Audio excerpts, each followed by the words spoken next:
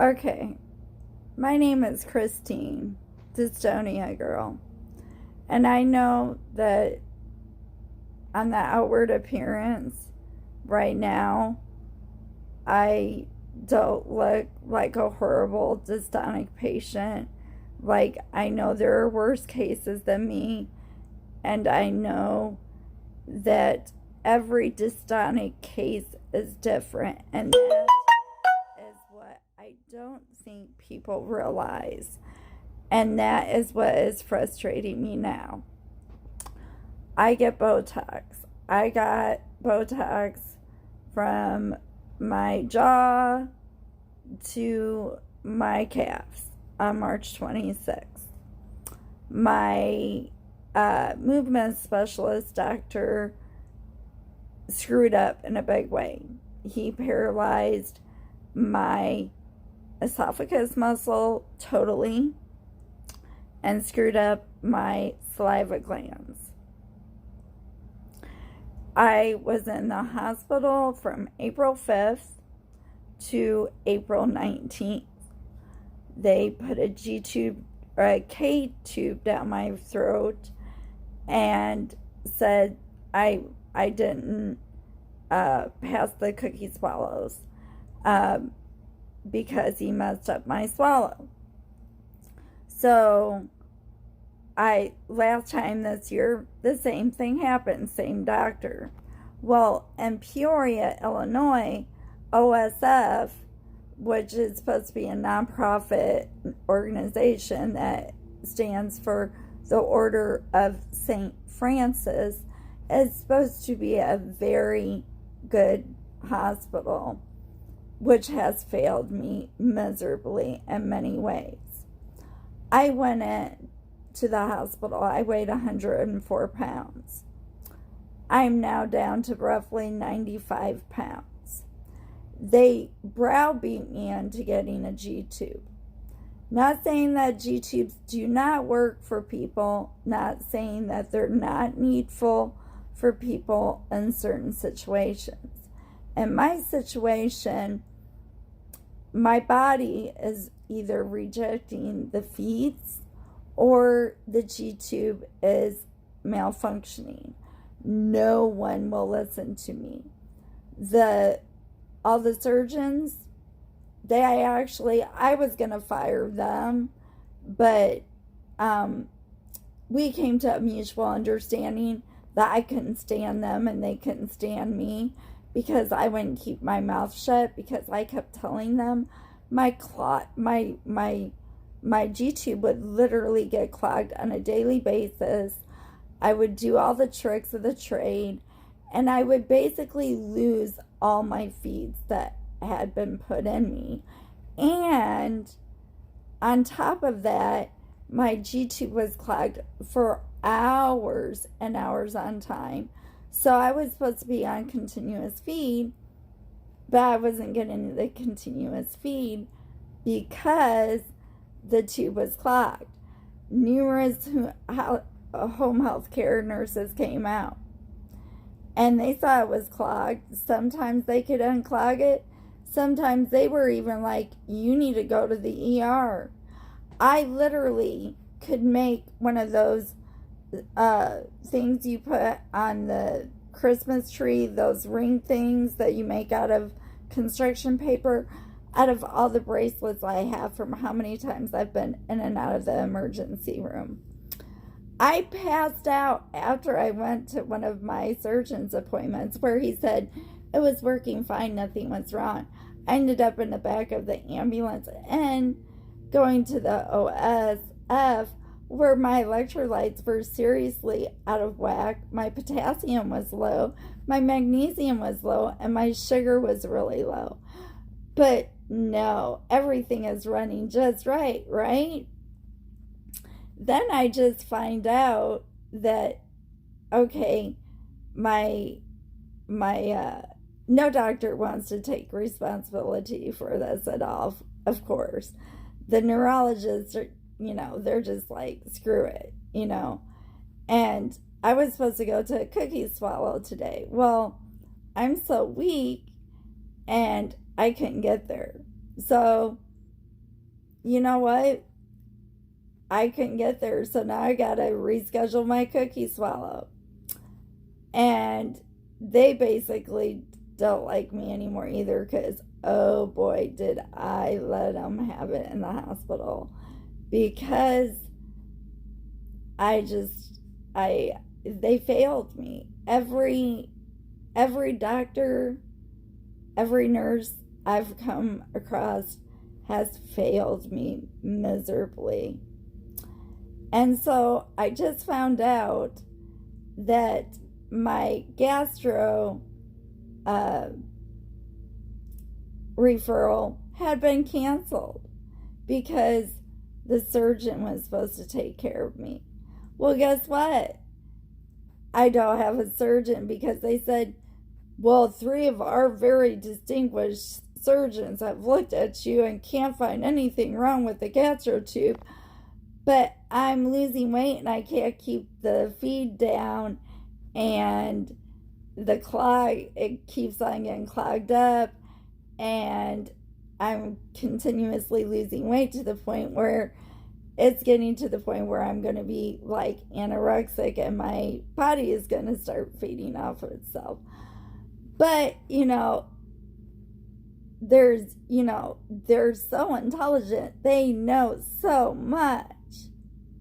So, now my GP never seen me so sick. He was going to throw me in the net because I was weak, I was sick, I was crying, and they didn't know what to do. Oh, yeah, let's commit her. What? I hadn't eaten in 30 some days. I was frail, I was sick. Everything around me is falling apart. So you ask for an antidepressant. Oh, let's throw her in the nut because she's depressed. Try not eating or drinking anything by mouth for 30 some days. Have no doctor or anyone listen to you. In fact, the opposite. Having your personal life don't go down the drain because you're so ill, because people get frustrated, they get upset, and they just don't want to have anything to do with you anymore, and they push you away. So now at this point, I don't even know if I have a movement specialist anymore.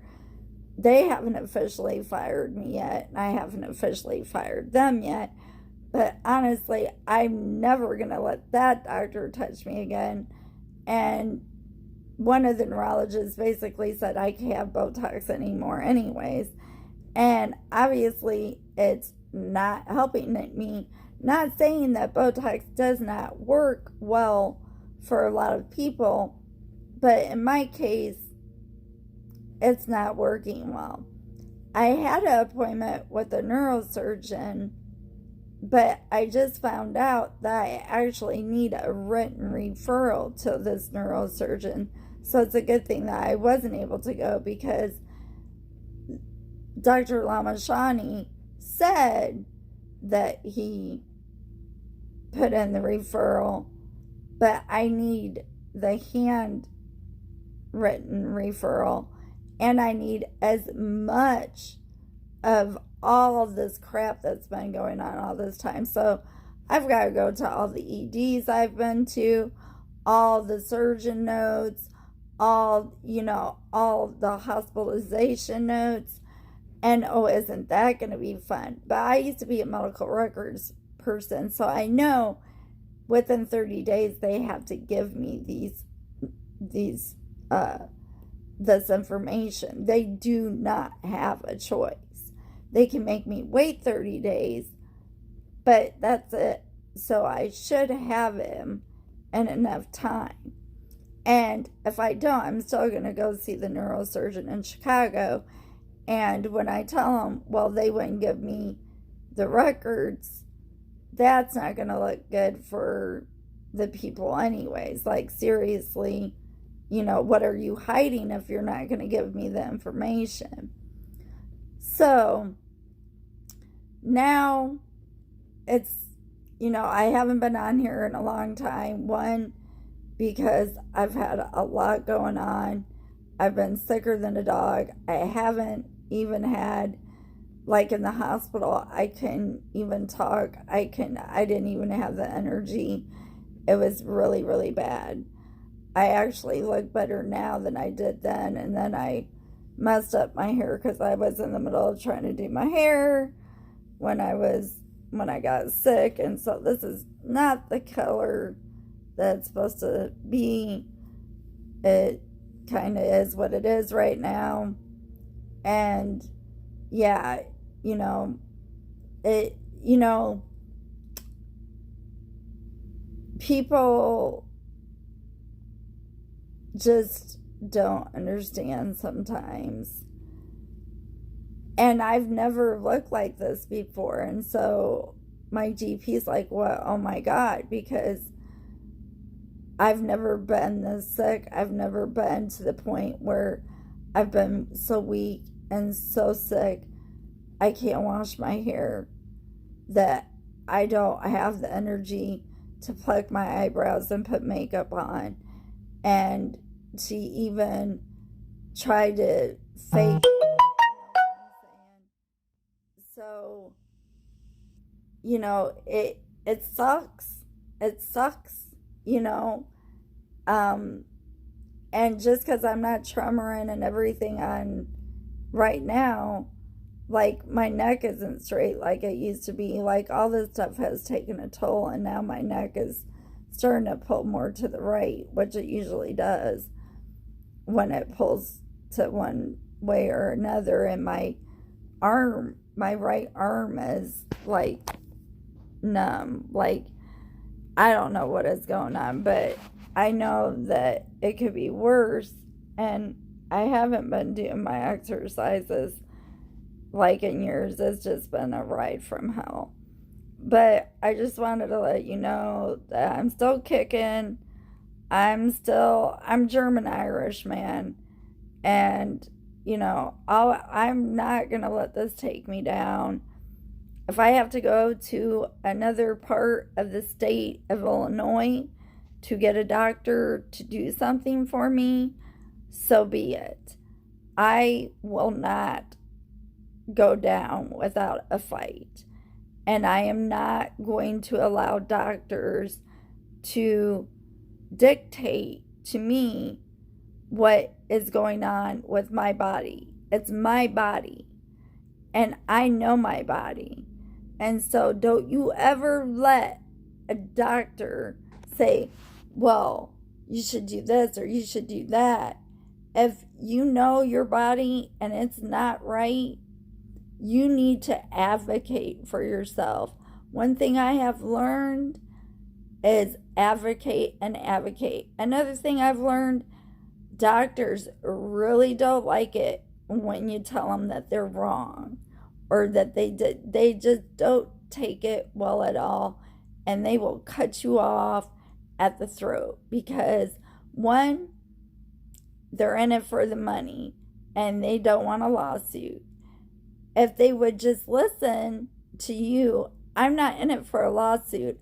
I'm in it because I need to get well, and I need a physician to listen to me.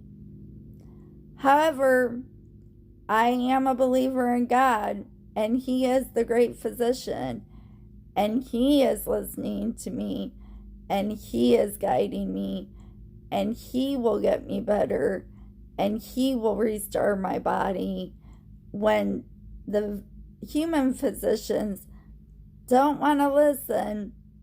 And maybe God will have a little talk with a few of them and say, listen, you need to listen to Christine. If there's a believer in God in one of these physicians, they need to get on their face before God, and they need to listen to God and let God guide them in my treatment, because this isn't working. I have never looked like this. I have never been this ill. And I'm not going to stay like this. I'm a fighter. I'm a warrior. I'm not going to stay down. I will rise above this. And will I tremor more? Will I shake more? Will my neck maybe not be as straight? It's already, I mean, just from the stress of all this, it's made my dystonia worse. You know, I was supposed to get Botox and it's supposed to make it better, but when you've got like 20 doctors keeping telling you, oh, blah, blah, blah, and you're under stress, you're not eating, you're not sleeping, you're under a tremendous amount of stress, again, as I said, all the dystonic things kick up. You know, I am who I am, and I'm starting to accept myself more through all this. I'm starting to learn that I am stronger than I ever thought I was, and that the outside is important, and I'll get it together. Like, everything is under construction in my life right now. So I will be here. I know I don't have many followers. I'm not in it for the money. I'm not in it for the fame or the fortune of being on YouTube. I'm here for the downtrodden and the people that are suffering and that are frustrated with this disease, and to show the reality. And yes, it's good to stay positive and hopeful, but you also need to see the reality of what a dystonic patient goes through. And this is reality.